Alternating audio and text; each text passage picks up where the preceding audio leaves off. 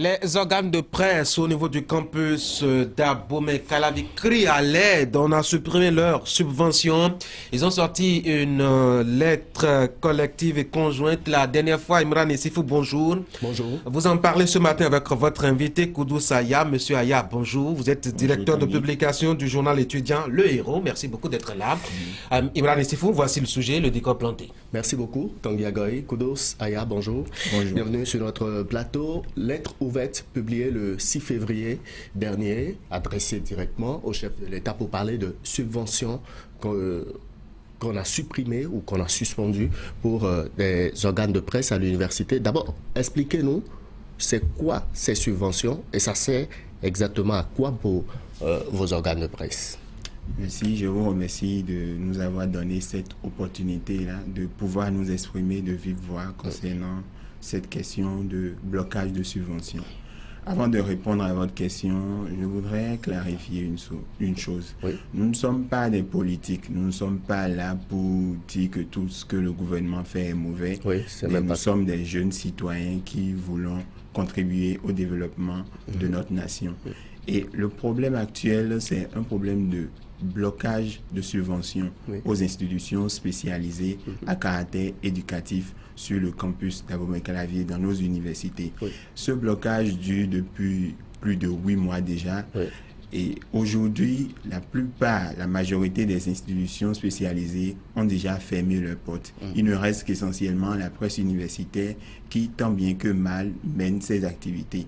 Et donc, nous avons mené des démarches auprès des autorités du cours du ministère de l'Enseignement supérieur et de la Recherche scientifique. Ces démarches-là qui sont restées infructueuses et vu l'enjeu et l'importance aujourd'hui et la responsabilité sociale de ces institutions au niveau de la communauté universitaire, nous avons voulu attirer l'attention du chef de l'État en tant que père de la nation et en tant que garant aussi des libertés politiques, sociale et économique du peuple béninois et de sa jeunesse. Voilà la situation que vous avez présentée, mais en quoi les subventions empêchent les organes de presse à l'université de fonctionner?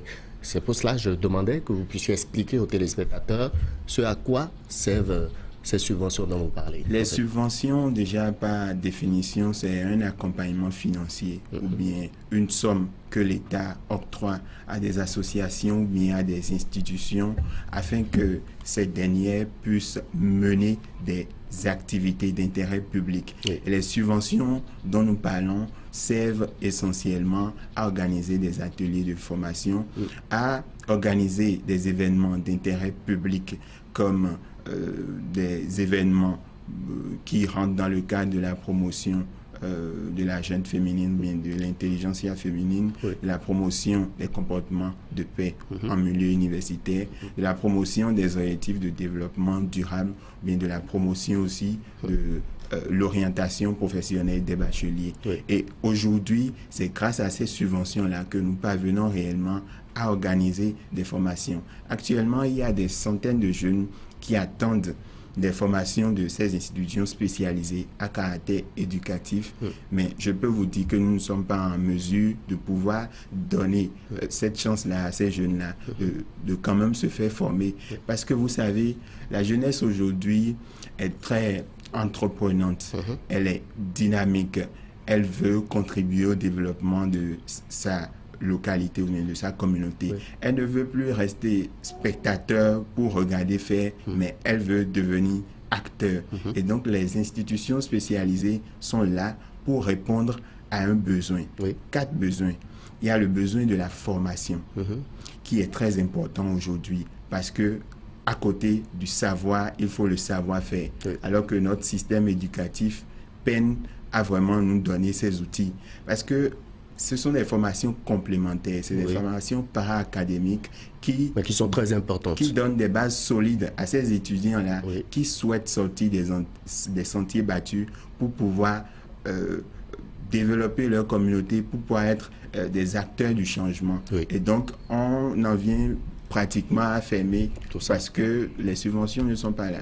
Je vous lis ici, vous dites aujourd'hui notre seul pessimisme est fondé sur la certitude que si les institutions estudiantines à caractère éducatif disparaissent, l'avenir de la jeunesse en sera gravement affecté. 27 ans après la conférence des forces vives de la nation de février 1990, moment historique où notre pays a amorcé le chemin de la démocratie libérale. Nous n'avons jamais pensé qu'un jour, nos voies d'expression seront coupées et réduites à néant.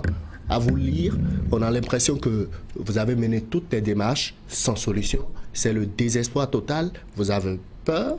Est-ce que vous êtes convaincu qu'il n'y a pas une issue? C'est pour ça que vous adressez directement. Vous vous adressez directement au chef de l'État. Qu'attendez-vous de lui? Comme je l'ai dit, nous avons mené des démarches et la quintessence de ces démarches-là, c'est que nous devons attendre la réorganisation des organisations et associations qui sont à caractère syndical, alors que nous sommes dans le domaine de la formation. Vous êtes affilié quand même à ces organisations à caractère syndical. L'affiliation n'est pas l'inféodation. À aucun moment, nous ne sommes responsables de tout ce qui s'est passé aujourd'hui dans nos universités. On n'est pas dans les mouvements, dans les grèves mais dites-moi, en quoi une institution comme l'Euro est responsable ou bien est comptable des violences, des blocages de cours et des examens auxquels nous avons eu droit?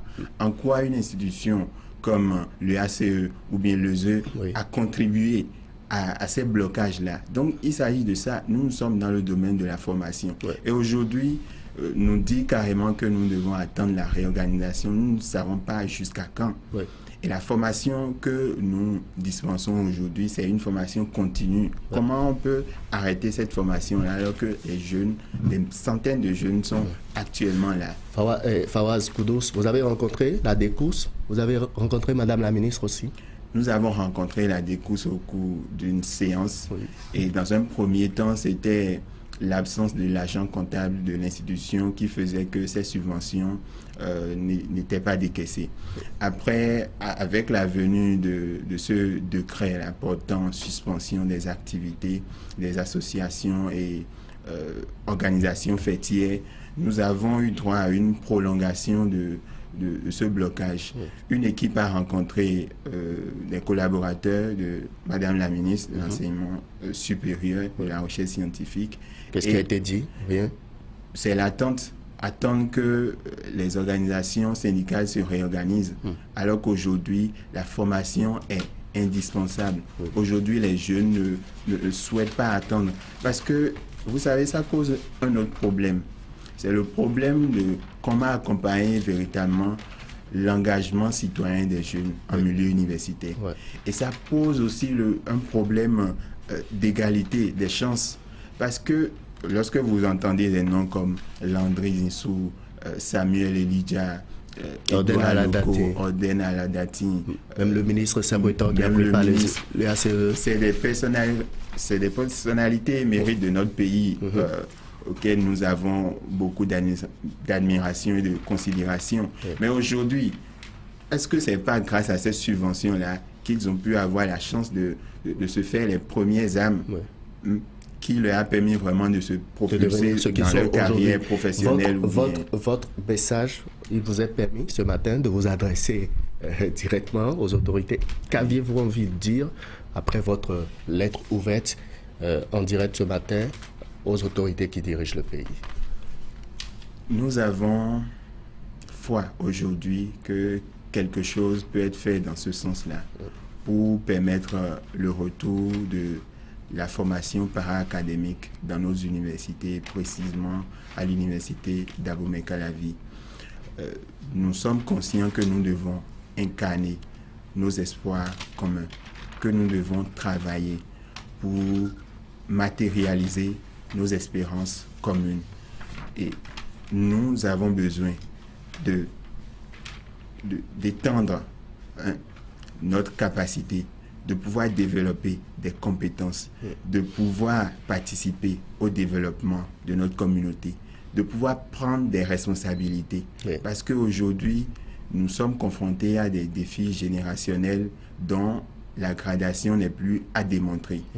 Et aujourd'hui, lorsqu'on s'assoit et qu'on discute encore de la participation citoyenne des jeunes, nous disons, nous avons d'autres débats plus sérieux, comme les ODD par exemple, où on doit associer majoritairement les jeunes, parce que nous ne connaissons pas le futur, mais au moins nous connaissons ceux qui sont appelés à le diriger. Votre envie, c'est les jeunes.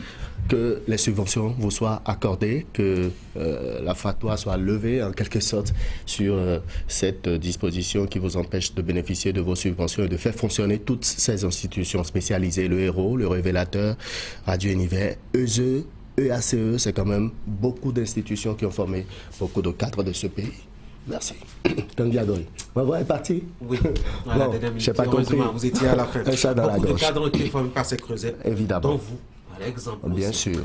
Merci beaucoup à vous et à votre invité Koudou Saya qui nous donnait par là aussi les échos du campus et parlant d'échos.